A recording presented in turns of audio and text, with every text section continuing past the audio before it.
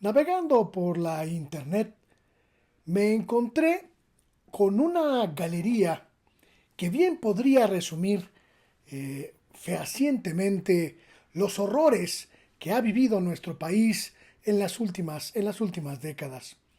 Una galería de personajes de toda índole que sin duda resume con muchísima claridad y con muchísima precisión lo que ha ocurrido en México, lo que ha ocurrido en México en los últimos años. En esta galería que quiero compartir con usted, puede usted observar a todos esos personajes que de alguna manera han estado ligados, para bien o para mal, con los infortunios de nuestra sociedad. Personajes cuestionados, personajes cuestionables, muchos de ellos vinculados con delitos graves, algunos de ellos incluso representantes de la época más oscura de nuestro país. Y sin duda, esta galería me llevó a reflexionar sobre una cuestión que me parece fundamental ahora que estamos a prácticamente un par de días de tomar una decisión fundamental en términos electorales. Son personajes que han estado involucrados en delitos, que han estado involucrados en cuestionamientos graves. Son personajes provenientes del PRI, provenientes del PAN, provenientes del PRD.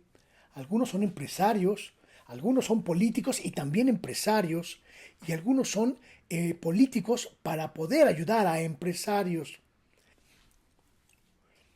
¿Qué pasó en nuestro país en los últimos 40 años? Las sonrisas, las expresiones de estos personajes nos pueden ayudar a entenderlo. Es impresionante cuando uno revisa este documento fotográfico que puedes rescatar en las redes sociales. Es impresionante identificar a todos estos personajes que de alguna manera han estado ligados a nuestro infortunio, a nuestra desventura. Priistas, panistas, perredistas, políticos, empresarios, gente de los medios de comunicación, periodistas, principalmente intelectuales, también una buena cantidad de funcionarios públicos de diferentes órdenes de gobierno, federales, estatales, municipales, que resumen con muchísima claridad la clase gobernante, la élite que durante 40 años permaneció al frente del destino de nuestro país. Estos personajes, estas mujeres, estos hombres, son parte de un pasado, de un sistema, de una estructura, de un orden político, social, económico, que solo benefició a un puñado de gente, que solo permitió el enriquecimiento de un puñado de gente. Estos personajes, además, tienen una característica muy particular. Durante muchos años fueron las figuras que protagonizaron los destinos de México, pero también las figuras que protagonizaron la discusión sobre el destino de México. La gente que tomó las decisiones, la gente que estableció las reglas, la gente que determinó por dónde la ruta, el camino debía navegar, debía andar México en su entorno social, político y económico. ¿Cómo fue? ¿Cómo fue que México, este hermosísimo país, quedó atrapado por esta gente? Piénselo usted, piénselo usted un minuto, piénselo usted en función de una respuesta que nos permita entender por qué el destino de más de 100 millones de mexicanos estuvo encadenado a estas personas. ¿Por qué el destino de nuestro país estuvo amarrado a las veleidades, a los caprichos, a las exigencias de estas personas? ¿Qué hicimos mal los mexicanos? ¿Qué hicimos mal las mexicanas para haber permitido que estas personas, que estos hombres y estas mujeres tomaran las riendas del país sin que nosotros pudiéramos impedírselos. Cuando veo estos rostros políticos como Emilio Gamboa, como Rubén Moreira, empresarios como Claudio X González, expresidentes como Luis Echeverría, Gustavo Díaz Ordaz, gente como los Chuchos, dirigentes del PRD, caciques del PRD, intelectuales como Enrique Krause o Héctor Aguilar Camín o Denise Dresser, gente que tendría que rendirle cuentas al país sobre los saldos negativos que se entregaron al final de este régimen. Los saldos negativos en materia económica, los saldos negativos en materia social, los saldos negativos en prácticamente todos los ámbitos de la vida pública y de la vida social mexicana.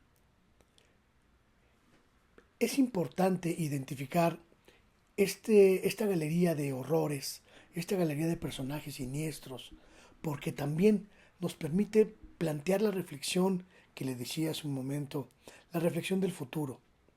¿Qué país, qué país quiero de ahora en adelante?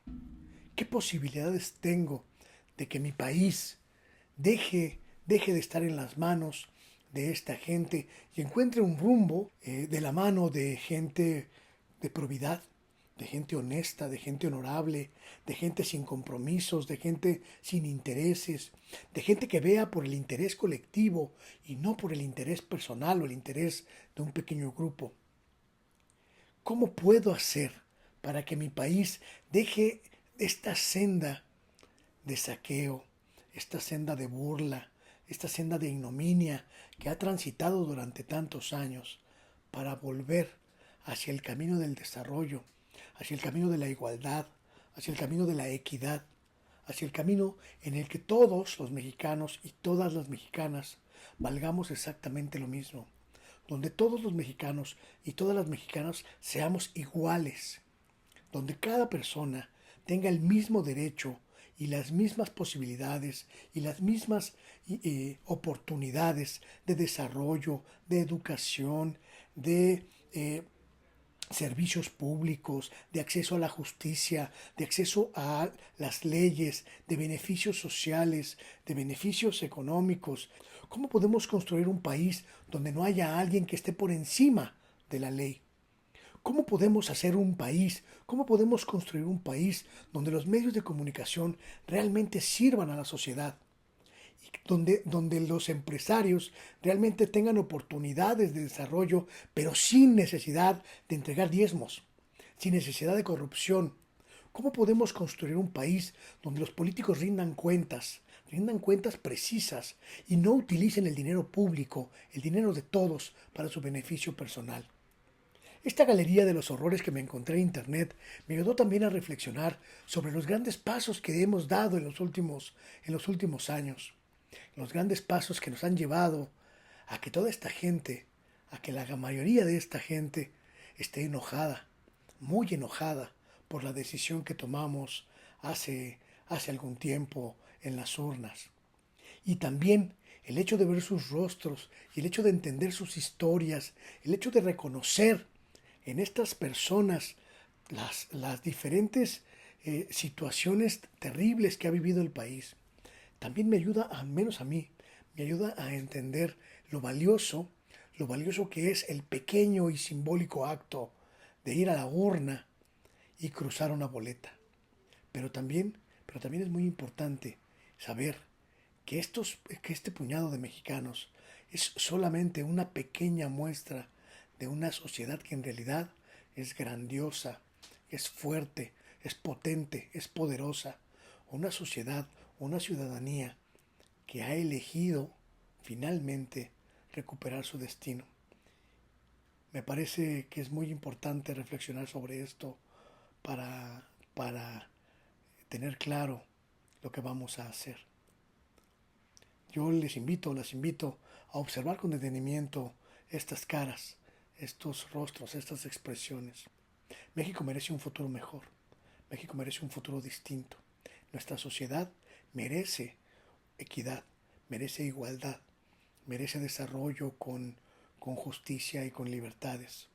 Y creo que podemos avanzar hacia esa ruta, haciendo a un lado a la gente que no quiere un futuro bueno para todos. Es la hora, es nuestra hora. Yo soy Luis Guillermo Hernández y esto es El Oficio del Reportero.